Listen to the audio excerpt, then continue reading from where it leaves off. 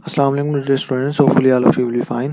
अब आज हम बेटा देखेंगे कि general solution of differential equation किस तरह से फाइंड आउट। फॉर एग्जांपल, अगर आपके पास डिफरेंशियल इक्वेशन यानी F of D of Y is equal to Q given है। अब इसका आपने जनरल सॉल्यूशन फाइंड आउट करना है, तो इसका जनरल सॉल्यूशन आपके पास इस तरह से डिफाइन होता है कि वो जो आपने यही अभी पढ़ा है कॉम्प्लीमेंट्री फंक्शन और पर्टिकुलर इंटीग्रल, अगर हम उन दोनों को ऐड कर दें तो that is the general solution of this equation. आपने कॉम्प्लीमेंट्री फंक्शन और पर्टिकुलर इंटीग्रल फाइंड आउट करना सीखा है पिछले लेक्चर में। वो दोनों हम डेफिनेशंस को यूज करते हुए कॉम्प्लीमेंट्री फंक्शन और पर्टिकुलर इंटीग्रल फाइंड आउट करेंगे। उन दोनों को एट द एंड आप ऐड कर देंगे, तो after addition you will have the general solution of that equation. जो भी आपके पास इक्वेशन है उसका जनरल सॉल्यूशन आप फाइंड आउट कर लेंगे। अब नेक्स्ट इसके बाद है मेथड कि एक और मेथड है जिस ये तो एक सिंपल मेथड थे। अब हम फर्दर देखते हैं कि कुछ स्पेसिफिक मेथड्स की तरफ जाते हैं। अब इसमें आपके पास फॉर एग्जांपल है कि आप वेरिएशन ऑफ पैरामीटर्स के ज़रिए कोई भी आपके पास कोई इक्वेशन हो या डिफरेंशियल इक्वेशन, यानी यू कैन से कि nth order non homogeneous linear differential equation हो, आप उसको सॉल्व कर सकते हैं। वो किस तरह से कर सकते हैं। अब सबसे पहले हम इसको देखेंगे for second order linear differential equation, फिर हम उसको जनरलाइज कर लेंगे। अब फॉर एग्जांपल, अगर आपके पास सेकंड ऑर्डर इक्वेशन है, उसका सोल्यूशन आपके पास इस फॉर्म में था c1 y1 of x plus c2 y2 of x। अब इसको अगर हम ये जो c1 और c2 है, हम इसको चूँकि इस लीनियर इंडिपेंडेंट सोल्यूशन है y1 और y2 और c1 और c2 चूँकि दोनों कांस्टेंट्स हैं, तो जो c1 और c2 है हम इनको दो अननोन फंक्शन से रिप्लेस कर देते हैं। जब हम इनको अननोन फंक्शन से रिप्लेस कर देते हैं तो आप उसको फर्दर सॉल्व करने से आपके पास वैल्यूज़ डिफरेंशिएट करके इसको फर्दर सॉल्व करते हैं तो आपके पास वैल्यूज़ आ जाती हैं, यानी दो डिफरेंट कंडीशन है, उससे फिर आप इजीली सॉल्यूशन फाइंड आउट कर सकते हैं। And this method of finding the solution that is called, क्योंकि हम c1 और c2 को रिप्लेस करते हैं विद टू अननोन फंक्शन, तो रिप्लेसमेंट होगी तो हम इसको कहते हैं कि हम इसको बेसिकली इसमें पैरामीटर्स को रिप्लेस कर देते हैं, तो वेरी कर देते हैं। So this is called variation of parameters. अब यहाँ पे जब हम इसको फर्दर सॉल्व करते हैं तो फर्दर सॉल्व करने के लिए यहाँ पे आपके पास इक्वेशन बन जाती है।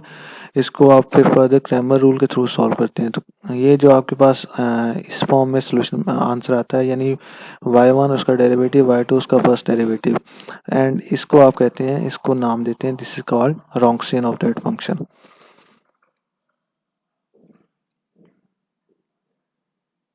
हम जो वेरिएशन ऑफ पैरामीटर्स है उसको मेथड को अप्लाई किस तरह से कर सकते हैं, उसके लिए तीन डिफरेंट स्टेप हैं।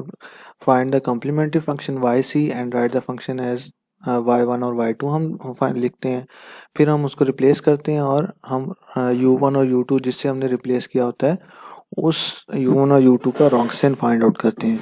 और फिर क्या करते हैं, substitute u1 and u2 in equation 4 to find the particular integral and then write the general solution of equation.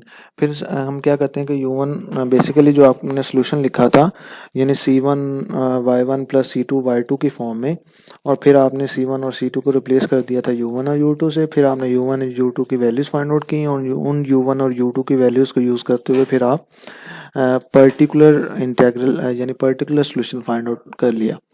You can say particular integral yp।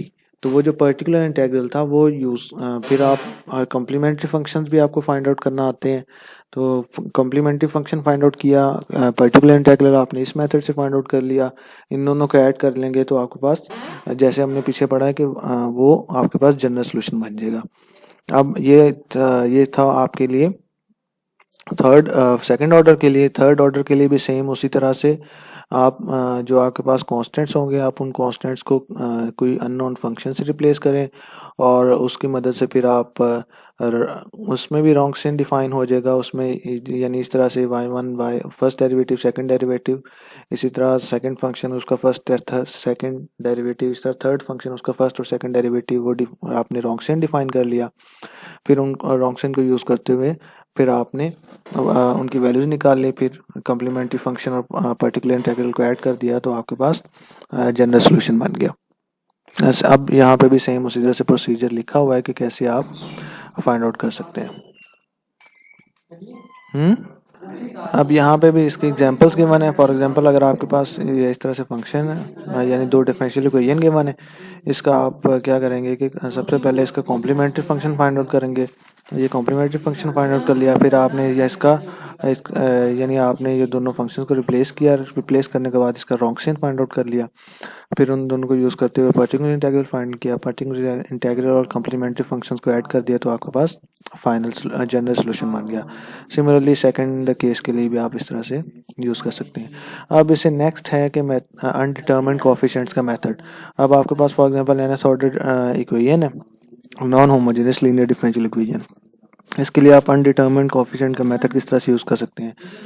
अब इसके लिए क्यू ऑफ एक्स की डिफरेंट चॉइसेस हैं पर्टिकुलर इंटीग्रल के लिए। अब for example अगर आपके पास इस तरह का फंक्शन है तो इस तरह से पर्टिकुलर इंटीग्रल इस तरह का होगा, तो यानी डिफरेंट चॉइसेस हैं और इसी चॉइसेस के बेस पे हम यूज़ कर सकते हैं।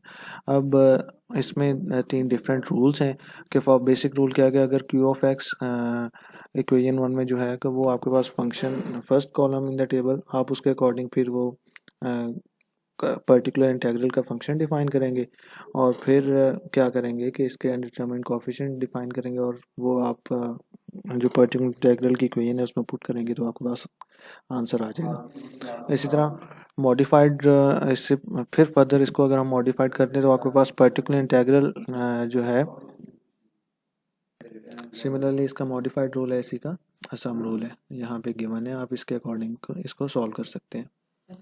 तो अब इसमें फर्दर आपके पास एग्जांपल्स गिवन है।